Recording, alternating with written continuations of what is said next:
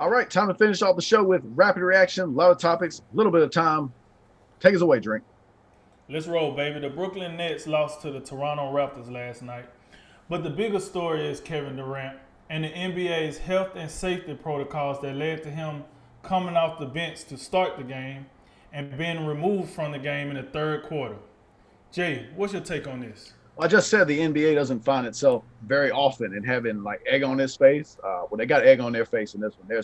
There has to be there had to have been a breakdown in protocol with this. I just find it absolutely absurd that a guy could, be held out of a game to start, then put in the game and said, okay, you're cleared, and then a mere hour and a half later, he's not cleared. So I think that's a fair. I don't blame Katie from being upset about that.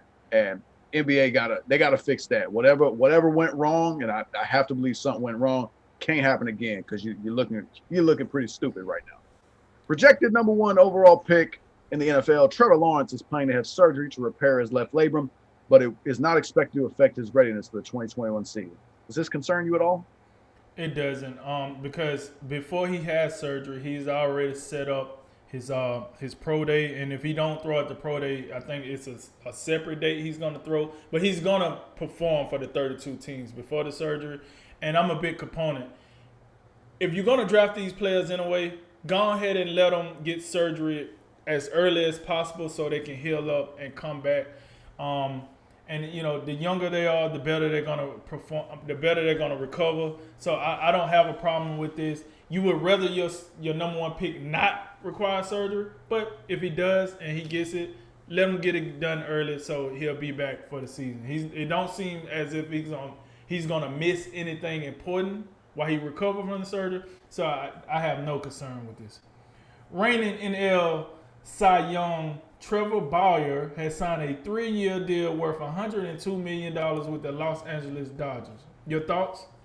Trevor Bauer's going to make $40 million for the 2021 season. That's actually more than the entire payrolls of three baseball teams. I believe it's the Orioles, the Indians, and the Pirates. So for the first time, it finally got me seriously thinking about, baseball might want to consider having a salary cap. When one player is making more money than three baseball team payrolls, Right. that might be an idea, and maybe they should think about switching things up. Also, it's an embarrassment of riches for the Dodgers. They got three Cy Young Award winners on the staff right now, with Bauer, with Kershaw, with David Price, and they also got another guy who could win a Cy Young down the road, Walker Buehler. Yankee Stadium has opened up as a vaccination site, and NFL Commissioner Roger Goodell has reportedly offered up football stadiums to be used in a similar fashion. Do you think professional sporting sites using them in this way, is that a good idea? Absolutely, especially if they're in their off season. Here's the deal: we've seen the effects of using these professional level sites, whether it's NFL, NBA, NHL. We've seen the effects during the voting this time around. They opened up a lot of these places for voting. So if it's good enough to go cast a vote for who's going to be the next commander in chief, then I gotta think it's good enough to open up shop and get a lot of these affected, people vaccine, get the older people vaccine, get the more the age groups that's affected more by the pandemic, get them in there. And what better place than professional venues? They're big, they got a lot of space. So I applaud all the commissioners. They're doing this on their off time. This is the way to help us get back to normalcy a little faster. I think it's a fantastic idea. I'm all about it. Clemson offensive coordinator Tony Elliott has been extended through the 2025 season, and his raise now gives the Tigers two of the top three paid assistants in college football. You think Elliott extension is? Do you think Elliott is worth this extension? I'm a little bit skeptical on this one. I think he's benefited from having Trevor Lawrence and Travis Etienne the last several seasons. I thought it was a bit of a down year for Clemson overall, so I'm a little bit skeptical of it, but can't be mad at him, and good for Dabo Swinney for taking care of his two assistants. The Big Ten released its 2021 football schedule, and it has moved the traditional rivalry games back to the last week of the season. You in favor of that return to normalcy? Nope. I done made this very clear. I wish all the Power 5 conferences would have a conference only schedule.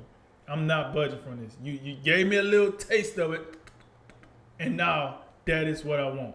That I wish that was the norm now. I'm done with the cupcakes. I'm done with, oh, it has to be this way. It's a tradition. Listen, whatever.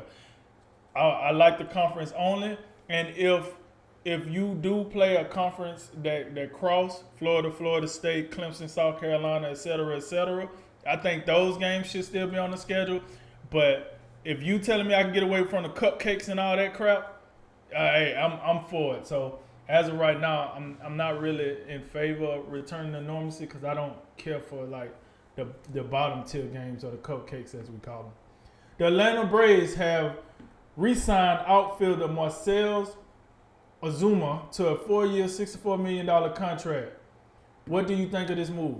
I like it. I like it for both sides, and I really like it for the Braves. Seems like for one of the top run producers in baseball. It's $16 million a year. It seems pretty reasonable. But Ozuna's he's been on 3 teams in the last 4 years, so it's good to see him finally settle down and get a long-term deal. Yeah, all in all, I love it. I think it's good for Ozuna and the Braves. Former Florida and South Carolina football coach Will Muschamp is joining Georgia's staff as an analyst. Big deal, little deal, no deal.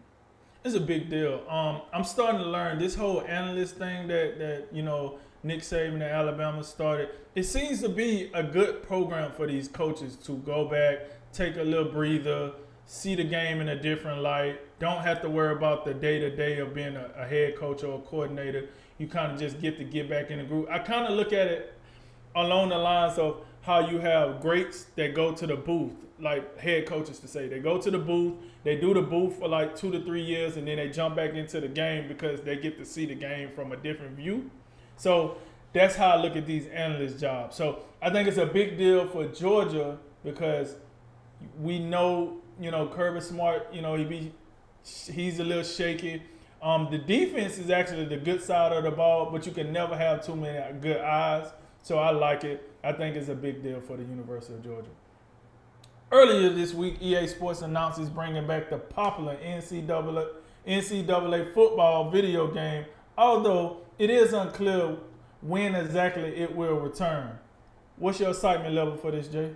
Oh, it's pretty high. It's probably got to be. I give it a 9 on the video game confidence index list. I think a lot of people are excited for this. I think those.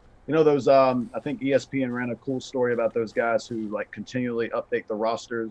Like for the last one that came out, those poor guys can. I guess they can take a break now because they'll have a new one coming out and so forth. But yeah, I'm excited for it. I think it'll be great. I think it's going to be cool to see how much the graphics and the gameplay has came up since the NCAA 14. So it'll I think it's something we can all look forward to.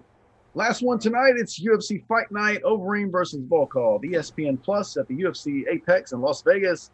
In the main event, it's a UFC heavyweight bout between the number 5 ranked contender, Alistair Overeem, and the number 6 ranked contender, Alexander Volkov. So you got drink? Hey, man, I got Alistair Overeem. Ever since he got his lip split by Francis Ngannou, which, hey, look, no disrespect because Francis Ngannou didn't put down everybody. He has shown that, at his advanced age, almost to 40, if not at 40, he still got some fight in him. He's trying to make one more run towards that title. I like what I've seen out of him. Alexander Volsky, listen, he's not a roadkill or anything. I just think Overeem is on a different level. So I'm going to say Overeem, 4th round, TKO, get the fight stopped, and then we start talking about title contention for Alistair Overeem. All right. Well, that concludes today's Drink of Wisdom. We will be back next week with all the comprehensive Super Bowl analysis you could ask for. Like, share, subscribe. We'd appreciate all the support. I'm Jay Wise. And I'm Nathan Drinker. And remember, make tomorrow better than today and make today better than yesterday. And you know what we going to do. We going to holler at you until next time, baby.